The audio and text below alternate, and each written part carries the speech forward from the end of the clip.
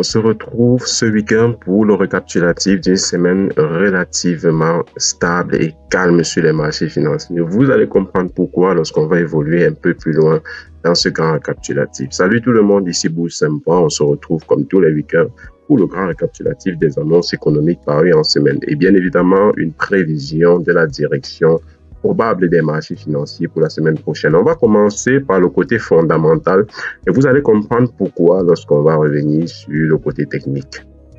Là, nous sommes sur le calendrier économique de la semaine qui vient de s'achever.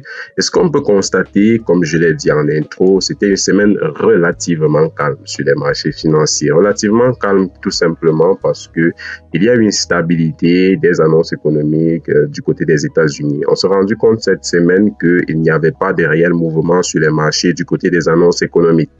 Les annonces économiques revenaient plutôt en zone neutre avec des annonces économiques à la fois positives mais également négatives qui ont fait balancer le marché en faisant un peu de yo-yo.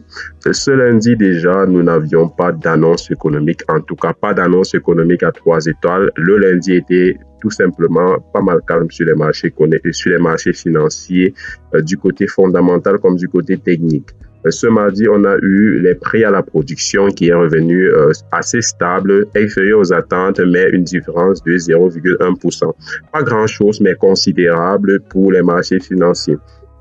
Ensuite, nous avons eu ce mercredi l'inflation qui revenait. Le grand récap passé, déjà, je vous disais que ce mercredi sera la journée de la semaine. Effectivement, nous avons une inflation qui est revenue stable conformément aux attentes, mais au niveau annuel, nous avons une réduction de l'inflation conformément aux attentes. Nous avons eu 2,9% au lieu de 3% attendu. Par la suite, on a eu le stock de pétrole brut qui est revenu supérieur aux attentes. Dans ce mercredi, globalement, on a eu des mauvaises nouvelles pour le dollar, une stabilisation d'un côté, une mauvaise nouvelle de l'autre, ce qui a fait chuter le prix du dollar. Ce mercredi, ce qu'on a pu constater également sur les marchés, c'est que le baromètre des taux de la Fed a varié. Si vous vous souvenez, le grand récap passé, je vous parlais déjà d'une réduction probable de 50 points de base sur les taux d'intérêt de la Fed. Mais ce mercredi et pour le reste de la semaine, nous avons eu un peu de yo-yo sur le marché, notamment ce jeudi où nous avons eu des annonces économiques qui sont revenues plutôt favorablement haussiers pour le dollar.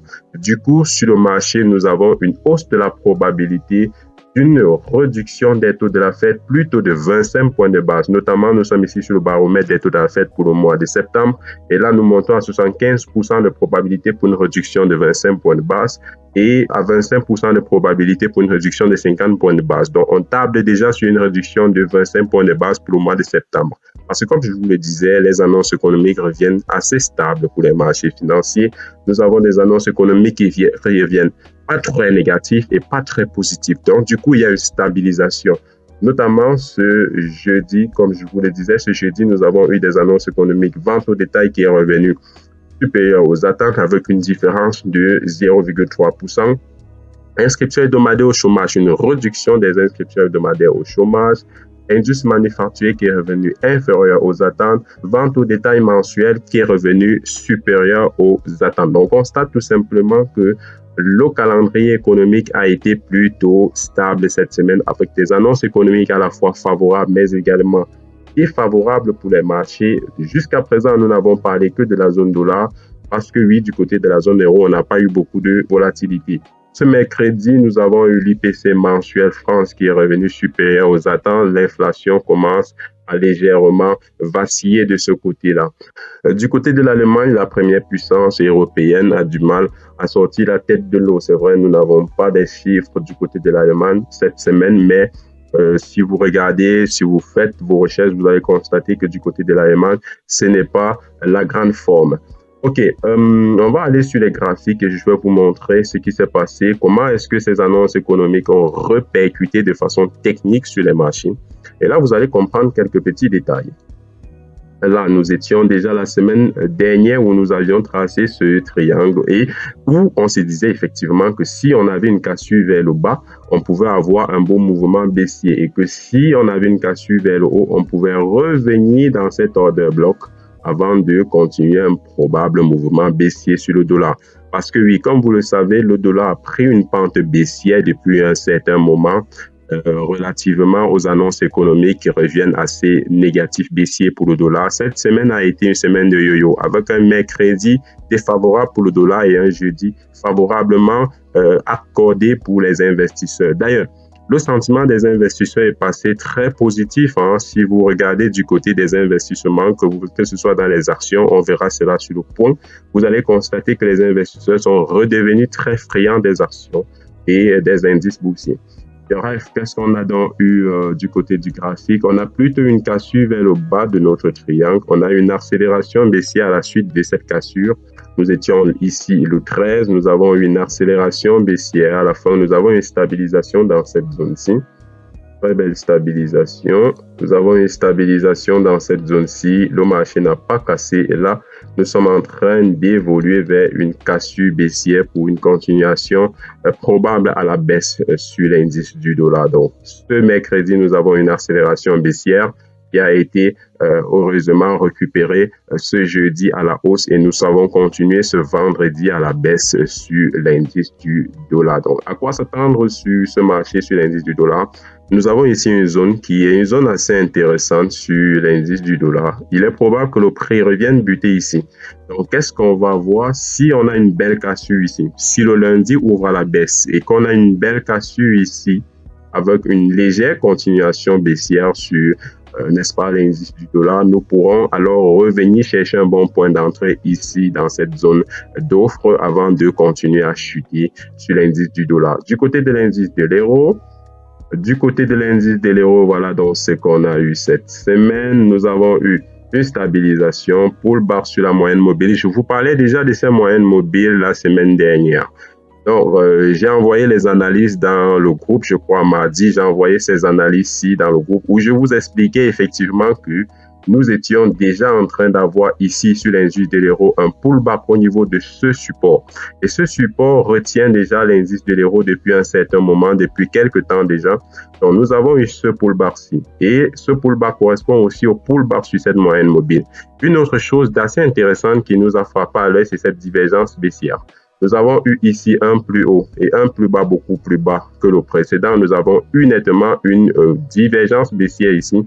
Et là, sur le RSI nous montrait que le marché cherche juste à faire un pullback avant d'aller chercher beaucoup plus haut. Et nettement, ce pullback se produisait à la fois sur les moyennes mobiles, mais également près de la zone de notre support. Donc, c'était un très bon point d'entrée haussier pour l'indice de l'euro. Cette semaine, donc, nous avons une continuation haussière sur l'euro. Cette analyse-ci, je l'ai fait mardi. Je vous ai envoyé tout cela dans le canal Telegram. D'ailleurs, n'hésitez surtout pas à rejoindre le canal Telegram. Vous aurez tous les liens en descriptif. Également, abonnez-vous à la chaîne. Ça fait toujours plaisir. Et puis, ça nous encourage à produire un contenu toujours plus qualitatif. Donc là, nous avons une belle hausse sur l'indice de l'euro. Quoi qu'il en soit, nous pensons que cette hausse-ci ne va pas continuer pour très longtemps. Nous revenons ici dans cette zone chercher un peu plus bas. Probablement une correction vers cette zone de demande. Nous avons ici une belle zone de demande, probablement une correction. Si on casse cette zone de demande et on casse également la moyenne mobile 200, on pourra aller chercher un peu plus bas.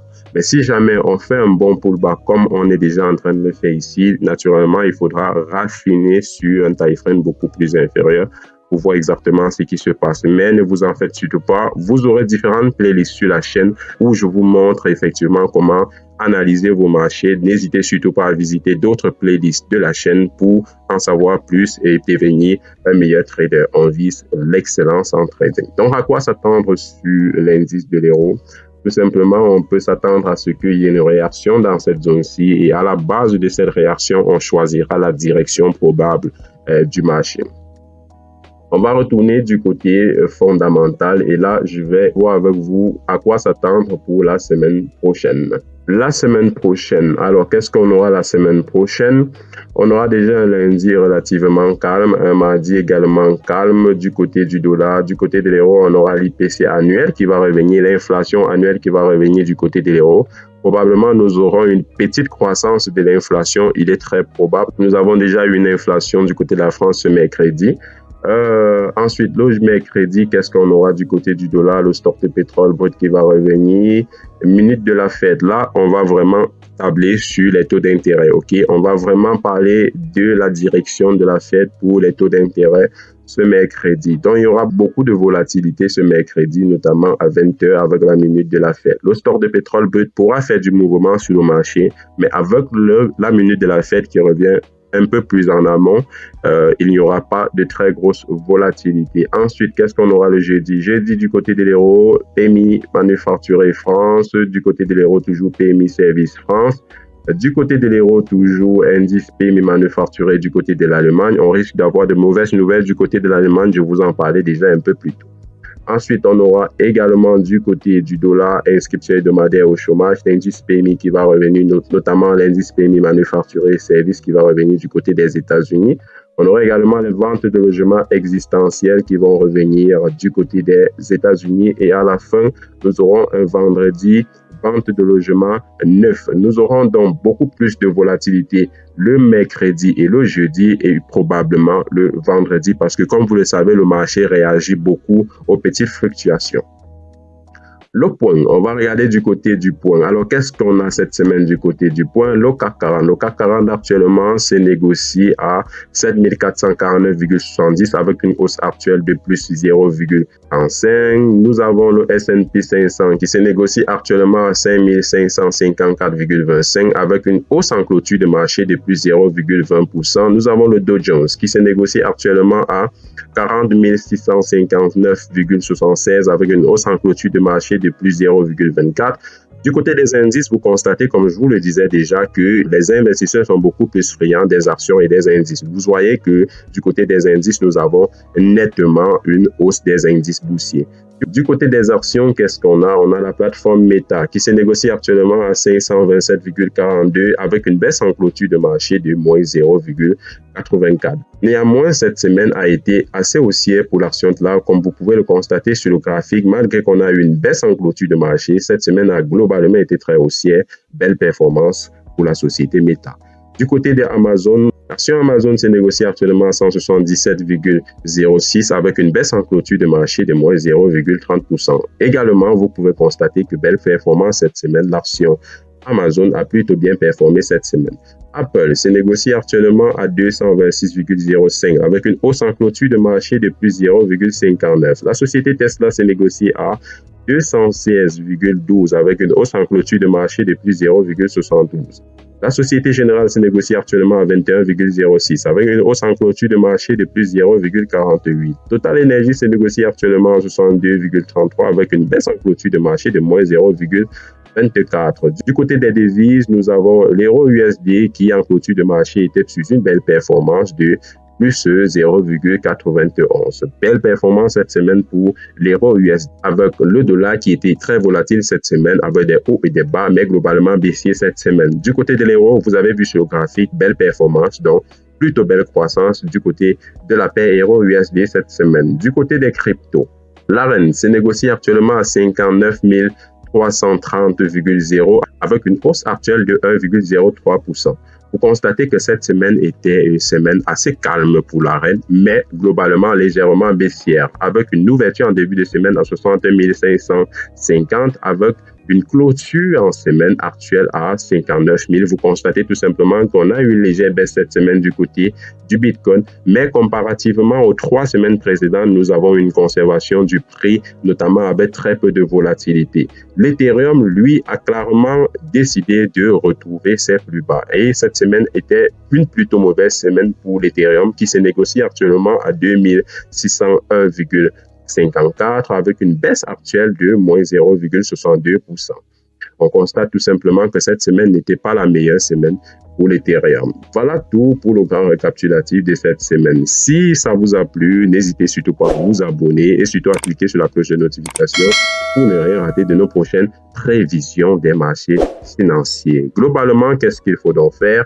La semaine prochaine, nous aurons beaucoup de volatilité le mercredi et le jeudi. Le lundi et le mardi seront relativement calmes sur les marchés financiers. Le lundi nous donnera une direction technique pour pouvoir anticiper les marchés le mardi et pouvoir prendre des positions le mardi. Ensuite, nous aurons le mercredi qui sera légèrement volatile. Nous pourrons donc trader en début de journée, puis attendre d'avoir le stock de pétrole brut qui va revenir et être prudent pour le 20h, la minute de la fête. Ensuite, nous aurons les indices PMI qui vont revenir du côté de l'euro. L'indice des directeurs d'achat est une annonce très regardée par la BCE, donc il faudra faire attention lorsqu'on aura ces annonces économiques. Jeudi, mercredi, journée de grosse volatilité. On se dit à la prochaine pour un autre épisode du Grand Cap. Ciao, portez-vous bien.